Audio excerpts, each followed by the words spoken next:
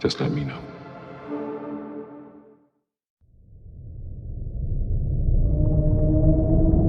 Of all the species to have ever lived, all but a tiny fraction have gone extinct.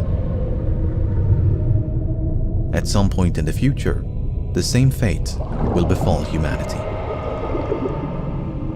It may take centuries, it might take eons, but extinction is unavoidable.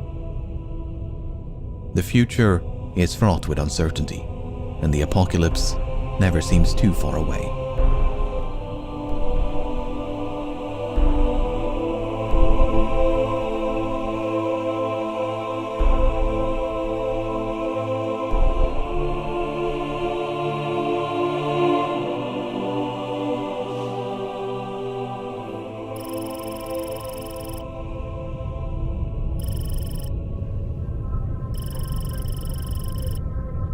Nearly 800,000 years ago, an approximately 1 kilometer wide asteroid collided with Earth.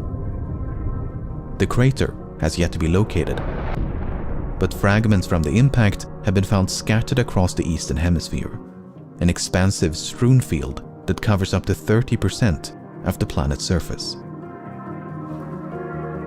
Our distant ancestors were not only alive to witness this event, but managed to adapt and survive. Impacts of this magnitude occur roughly once every 500,000 to 2 million years. More devastating impacts, like the one that nearly wiped out the dinosaurs, are far less frequent. Possibly striking once every 100 million years. Whether a collision of this magnitude is survivable is a matter of debate.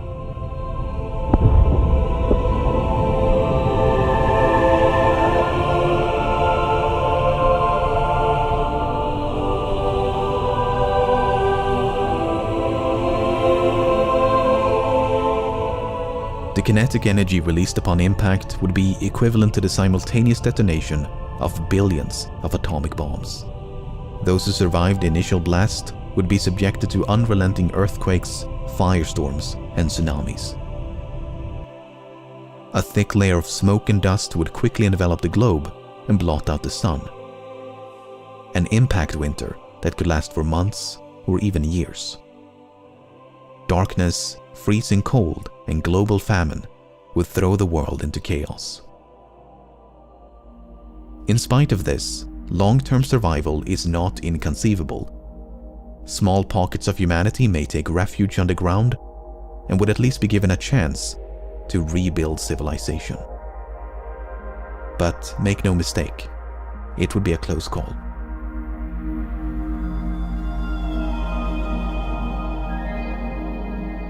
The survivability of an impact also depends on how much time we have to prepare.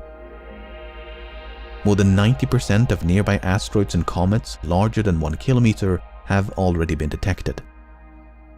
If one of them were on a collision course with Earth, we'd know for decades or even centuries in advance. But this was not always the case. In 1983, a 9-kilometer wide comet was only spotted 2 weeks prior to its closest approach. That's 2 weeks of preparation had it been aiming for Earth. While things have significantly improved since 1983, space is impossibly vast. In 2019, an asteroid capable of leveling a city was detected a day before it flew 5 times closer to the Earth than the Moon. While the odds of an extinction-level collision are remote, it's not impossible. There is a class of objects known as damocloids. Damocloids are typified by their highly eccentric orbits and low reflectivity, meaning they periodically pay us a visit and are extremely difficult to detect. We're currently tracking about 200, but there could be hundreds more tumbling through the solar system. Damocloids are, on average, 16 kilometers wide. If one of them were on a collision course with Earth, there might not be any warning.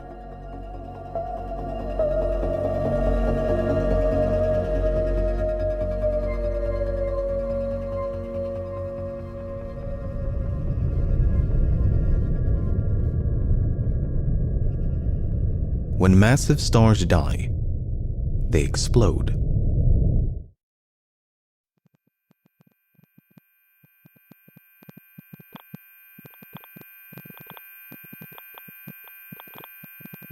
If a star went supernova within 30 light-years of Earth, it would be cause for concern.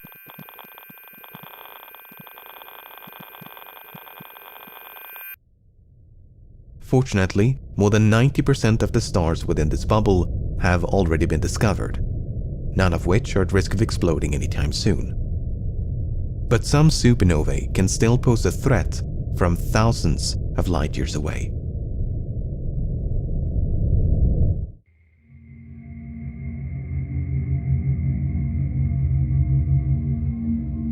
It's a gamma-ray burst, produced by only the most violent explosions in the universe. Instead of a spherical blast, a gamma-ray burst will channel the explosion into two highly concentrated beams. More energy is released in a few seconds than the sun will radiate in its entire lifetime.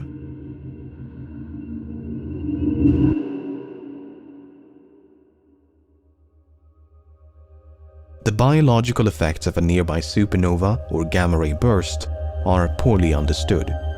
We do know that the atmosphere would absorb much of the high-energy radiation, but this may also strip the Earth of its protective layer of ozone. If so, harmful levels of ultraviolet radiation from the sun would penetrate down to the surface.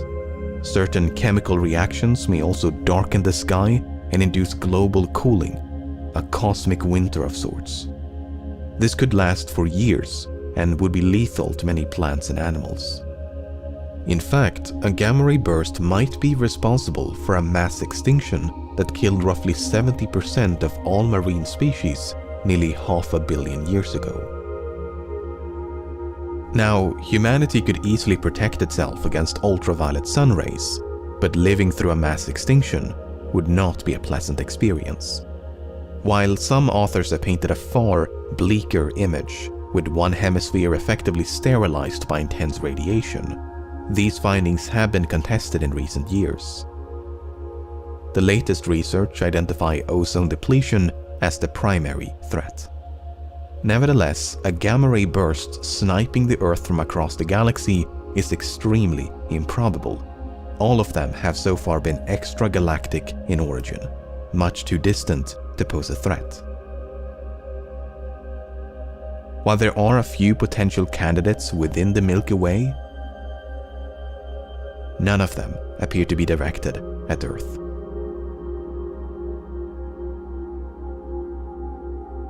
Apart from impact events and stellar explosions, the foreseeable future is free of cosmic threats. Other eventualities are either too improbable or won't happen for millions of years. Ample time for us to prepare, other calamities permitting.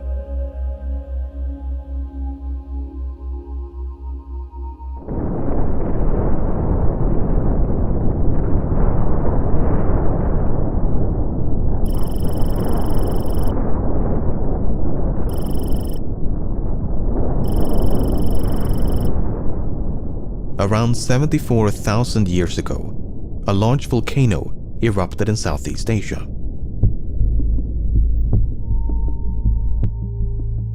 It is the most powerful volcanic eruption in human history. For up to 2 weeks, it spewed enormous quantities of ash and dust into the atmosphere, enough to block out the sun and potentially cool the planet. A volcanic winter. But there's great uncertainty about the effects of the eruption on both the climate and humanity. It ranges from severe to mild, with the latest research supporting the latter. In either case, this is good news. It means that supervolcanic eruptions pose little to no threat to human existence. After all, if early humans stood a chance, then so should we. But there is something even more destructive than supervolcanic eruptions. It's known as a flood basalt event.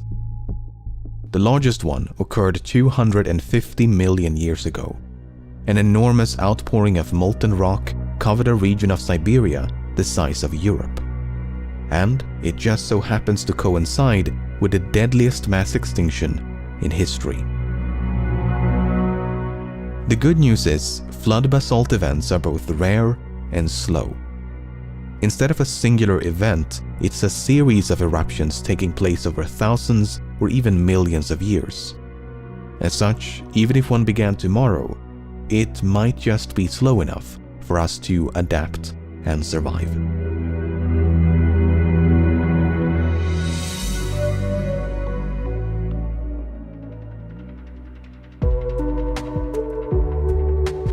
Throughout the centuries, pandemics have exacted a heavy toll on humankind. Among the worst was the Black Death. In less than a decade, it killed between 25 and 60% of the European population. The total death count is unknown, at least tens of millions. The Colombian exchange of diseases and the Spanish flu claimed the lives of many millions more. The tragedy of these pandemics and epidemics notwithstanding, they never came close to extinction. None of them killed more than a few percent of the global population. For instance, the Spanish flu infected nearly 1/3 of humanity, yet the vast majority of cases did not result in death. A pathogen that not only infects but also kills every single member of a species is difficult to imagine. In fact, there are very few examples of infectious disease driving a species to extinction. With that being said, it's not inconceivable. For instance, pathogens that can pass between multiple species can be far deadlier than those limited to just one. The H5N1 avian influenza, also known as the bird flu, is one such virus. So far, it's transmissible between humans and birds, but it can't sustainably spread among humans. However, laboratory experiments have shown that it may eventually acquire this ability through natural mutations. If so, it could easily become the worst pandemic in human history. But even this horrifying proposition does not come close to extinction. In a worst-case scenario, most of humanity would still survive.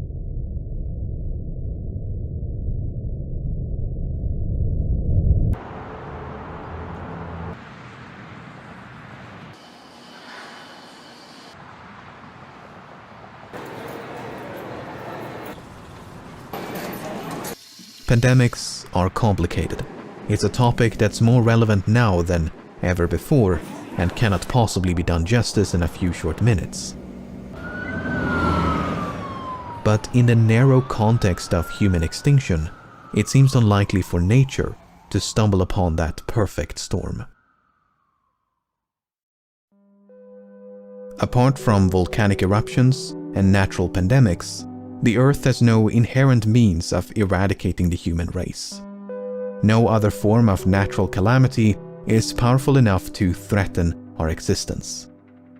As such, the most immediate threat to humanity has for a long time been, and continues to be, humanity.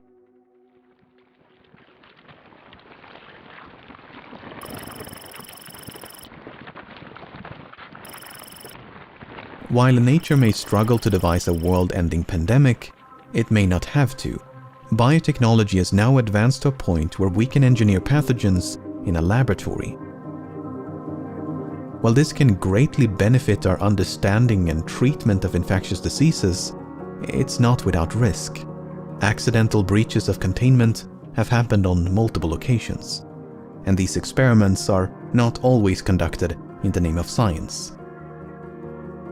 These engineered microbes are concerning because their destructive potential far exceeds that of their natural counterparts. They can be deadlier, more transmissible, and less treatable. And the rapid pace of technological progress is constantly lowering the threshold for bioengineering.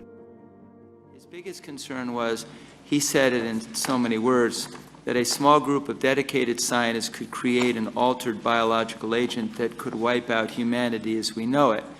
Technically speaking, you can do almost anything with a microbe. The real question is, will you end up with a microbe that functionally will do the things that the concerned person at your hearing said, namely, essentially wipe out everyone from the face of the earth? Again, that's conceivable, although it's inconceivable, but it is, in fact, anything is possible. It would be very, very difficult to do that, extraordinarily difficult, even in the best of hands, to not only do the engineering to get a microbe that has the characteristics, but be able to spread in a way in which it has virulence, transmissibility, and the ability to go in a sustained, transmissible way. Not impossible, but very, very difficult to do.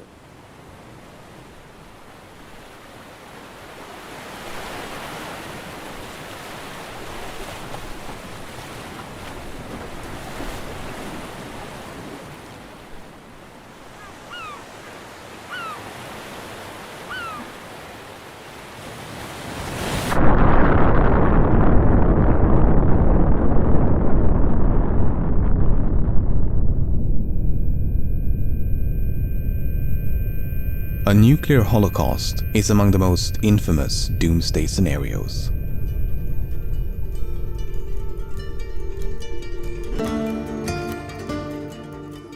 Since the end of World War II, we have on numerous occasions been driven to the brink of nuclear conflict, sometimes by accident, sometimes by very intentional brinkmanship. The nuclear stockpile currently stands at more than 13,000 warheads, the vast majority of which are owned by Russia and the United States. In the event of an all-out nuclear war, these thousands of bombs could instantly vaporize hundreds of millions. But the explosions are only the beginning. The real danger of a nuclear conflict is the aftermath. Much like an impact event or supervolcanic eruption, a thick layer of smoke and dust would quickly envelop the globe. A nuclear winter that not only blots out the sun, but showers the world in radioactive fallout. Firestorms, radiation poisoning, and mass starvation could easily claim the lives of billions. However, because humanity is not evenly distributed across the planet, some regions would be less affected than others. Island nations like New Zealand, for instance, are all but certain to survive. While the effects of a nuclear holocaust are almost too dismal to contemplate, it is not typically regarded as an existential threat.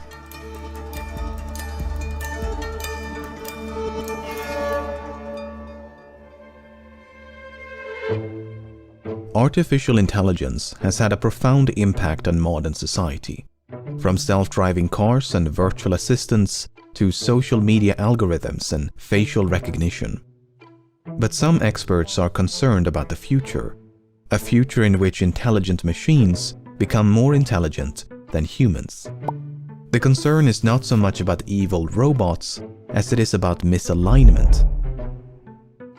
A misaligned intelligence is one that's not properly aligned with human goals and values. A system that becomes dangerous not due to any malicious intent, but due to an oversight in its programming. An unforeseen loophole that allows it to do things it was never intended to do. If such an entity was sufficiently intelligent, it could become unstoppable. Another concern is known as the intelligence explosion. It's a machine that can upgrade itself and thereby increase its own intelligence at an exponential rate. Moments after creating such a system, it could far surpass the combined intelligence of all humans that have ever lived. Such an entity may have little to no regard for human affairs, not unlike humanity's disregard for species less intelligent than us. With that being said, these concerns are far from universal. In 2016, a survey of more than 300 machine learning experts was conducted. On average, they gave a 50% chance of an artificial intelligence surpassing all human abilities by 2061. But as you can see from these faded lines in the background, there's tremendous variation between individual respondents. Some think it will happen in a few years, others believe we're more than a century away. When asked about the impact of this technology, the majority of respondents believed in a positive outcome. Extinction was only given a median probability of 5%.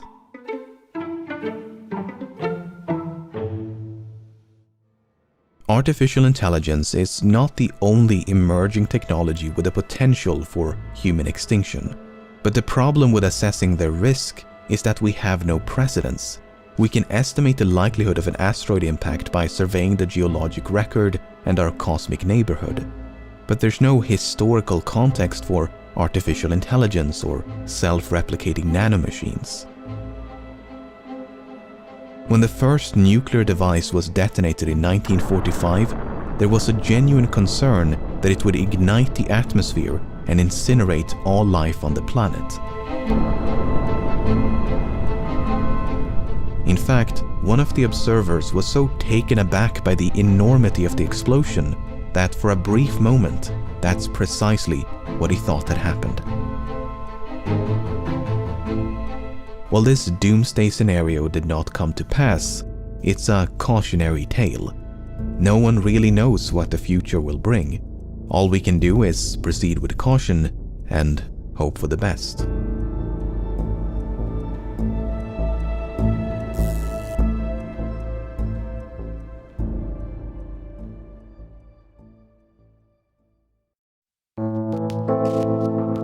Over the past few decades, species across the plant and animal kingdoms have been disappearing at an alarming pace.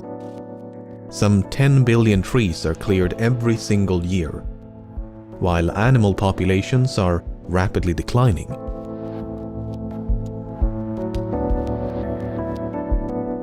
Many species are also going extinct. The global rate of extinction is now tens or even hundreds of times greater than before humans conquered the planet. And it's accelerating. Upwards of 1 million species are now threatened with extinction. At the core of this immense loss of biodiversity is overconsumption driven by overpopulation. Humanity is now depleting 3/4 as many resources as the Earth can naturally replenish, meaning we will soon need a second Earth just to break even. From deforestation and defaunation to pollution and climate change, no shocking graph nor depressing slideshow can fully convey the totality of our destruction. Our relationship with nature is so utterly broken that many fear we are now heading for extinction, that this unraveling of nature will be mankind's undoing. While some of the most comprehensive assessments to date do indeed paint a truly dystopian image of the future, none of them forecast total annihilation of the human race. We may turn the planet into a living hell, but a livable hell it would seem. However, some scientists argue that these assessments are severely underestimating the gravity of this crisis, that the sheer magnitude of our destruction is difficult to grasp for even well-informed experts. Some have also voiced their concerns about potential tipping points, a threshold that, once exceeded, may trigger an irreversible decline of ecosystems around the world, a global ecological collapse from which recovery becomes virtually impossible. But it's not all doom and gloom. While the rate of deforestation is alarmingly high, it has been slowing down over the past 3 decades. While the transition has been infuriatingly slow, more and more countries are phasing out fossil fuels in favor of renewable energy sources. So in no way should human extinction, which is the most extreme outcome, be regarded as inevitable. Climate change mitigation and nature conservation efforts are all but certain to prevent that from happening. But at the same time, that's how low we've set the bar.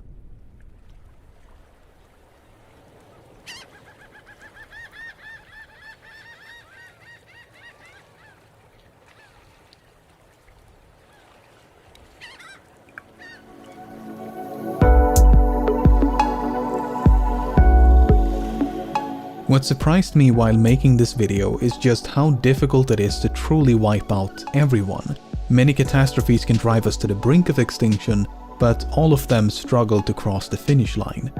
So that should be somewhat reassuring. Even if humanity was reduced to a few hundred individuals, a full recovery might still be possible.